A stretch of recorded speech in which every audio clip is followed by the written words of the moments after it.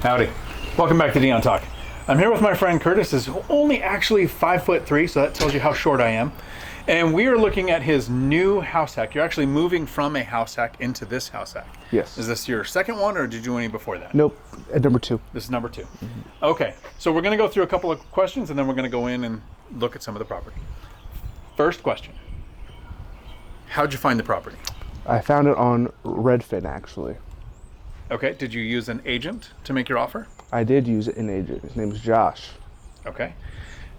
How did you finance this purchase? I did the conventional, 5% down. However, with seller concessions, I was able to do a little less. Okay, so you had to bring less money to the closing. Yes. Okay. And tell me a little bit about the property. Yeah, so the property, it's a triplex. There's a front unit over there. It's a single family, about 800 square feet, one bedroom though. And then we are on the back side, which is the duplex. And duplex is, there's a downstairs unit and an upstairs unit? Yep. You're gonna occupy downstairs unit? Downstairs, yeah. You'll see the things that we gotta fix up first. Okay, and the house hack that you're moving out of, the space that you were in, you're gonna reintegrate into one of the units, and that will increase the rent there. Yes. Okay. And living here, we'll go through some of the numbers, just rough numbers. What's your monthly payment? Whole properties is about $36.96. So about $36.96. And the rents altogether? Altogether, the front one is $1,800. The top one will be about $14 collected. So 14, and then when you move out of your unit, what will it rent for? Probably $1,500 or $1,600. Okay, so 15, 14, 18. Yeah. That's more than the 36. Yes. So you'll have a bit of a cost while you're living here, which is what I did my first house hack. I paid to live there too. And then we run the numbers as if it's when we moved out and what the rents would be with all the units rented out. And this one has storage sheds that come with it as well. Yep. What was the biggest challenge closing on this property? The biggest challenge closing on this was actually the seller, because the seller's agent was like, oh, we want this, we want that, can you do it this? And it just was a lot of back and forth when I wanted the property on the day I made the offer, and there was a lot of back and forth. When we did the inspection, we say, hey, when it appraises, we need you to put this in there and this in there and it will appraise. Well, they didn't do that. So it prolonged our time period and we actually had to extend the closing date. Okay, and then to give a little bit of specifics on what the challenges could be when you buy a property. When you said we wanted this in there and this is there, yeah, I've had properties where for the appraisal to go through a certain way, it had to have simple things like earthquake strap on the water Yes. heater. What were your things that you wanted added? Yeah, so there was no earthquake straps on any of the water heaters. There was no smoke detectors or CO, even in the one the tenant currently lived in. So we needed them to put those in so that way it could appraise. How close did it appraise to your purchase price? It actually appraised over. So the purchase price was $500 and it appraised for $505. Okay. Let's go ahead and Great. check it out. Great. So, and now we're inside of the unit that you're going to be occupying.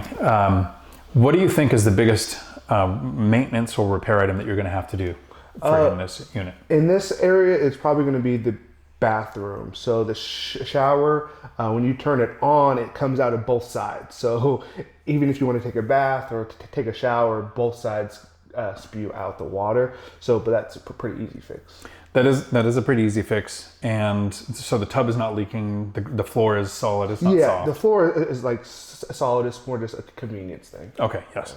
So that's actually a pretty easy fix. Something that I do that is a legal form of discrimination, I think, is anytime I do anything more than just repair the shower in the bathroom like that, I will rip out the bathtub and I will put in a shower only.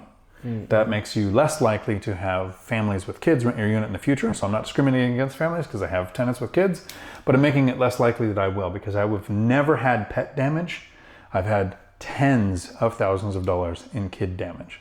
Now I would do the same. Like at my duplex in Tacoma, there's no bathtubs there. I don't like bathtubs because I can't fit in them. So I take those out as well. But because this is a one bedroom, the likelihood that there's kids here is very slim because of the amount of people per room. Okay. Nothing else that you're really planning on doing in here? I see that each unit has air conditioning. What's the source of heat here? source of heat, I believe, is the cadet heaters. There's one in here by that wall, and then there's one in the bedroom. Okay, cadet heaters or baseboard is my preference too. I haven't ripped HVAC systems out to replace them, but whenever they fail, I'm not going to replace an HVAC system. I'm going to take it out and put in cadet heaters. So whenever I'm looking at a property, there's a couple things that I like to make sure I have. What's the parking situation like here, especially it being a triplex? So the single family out front, they have their own carport. They can probably fit about two cars there. And then out back, you can probably fit about 4.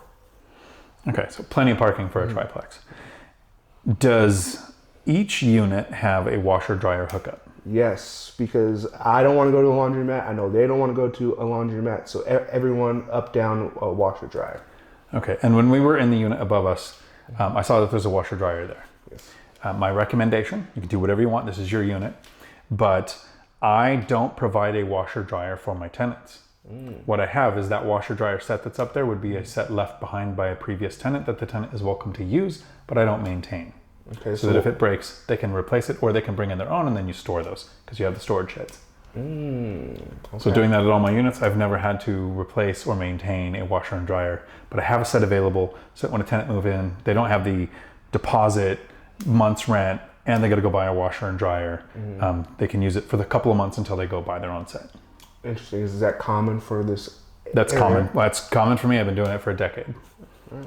So, or you can maintain the washer dryer and it's your problem every time they break. Yeah, I don't want to do that. Okay, fair enough. Because, you know, one of the things that we do investing in real estate is we want to make this as easy as we can. It's never going to be easy, but the easier we make it, the more likely we are to continue. Do things like a second house hack. Yes. If you had any advice that you wanted to give to somebody looking to get into their first house hack, what would that be? It would be to save. Okay, you have to get control of your own finances before you try to run a real estate business, because that's really what it is and what it's turned into. If you can't save for a down payment, how are you going to save to fix things at your own house? Yeah, I think one of the mistakes a lot of people think is when I make more money, I will then save, and that's not how this works. When you're making very little money, you need to develop the habit of saving what you can, even if it's just $1 a month, because once it's measured, it can be improved. You can increase your savings as you increase your income, but you have to start before you're making a lot of money. Yeah, when I began, I was a part-time teacher. So if you think teachers don't make much, imagine being a part-time teacher. And so I think my first year I grossed like $40,000, right? But I sacrificed, I lived at home. I was able to save pretty much all of that for my first house hack. Okay. If anybody has any questions and wants to reach out about your house hacks, how can they get a hold of you? Yeah, you can find me on Instagram at PE_RE. Until my next video, thanks for coming to my Dion Talk.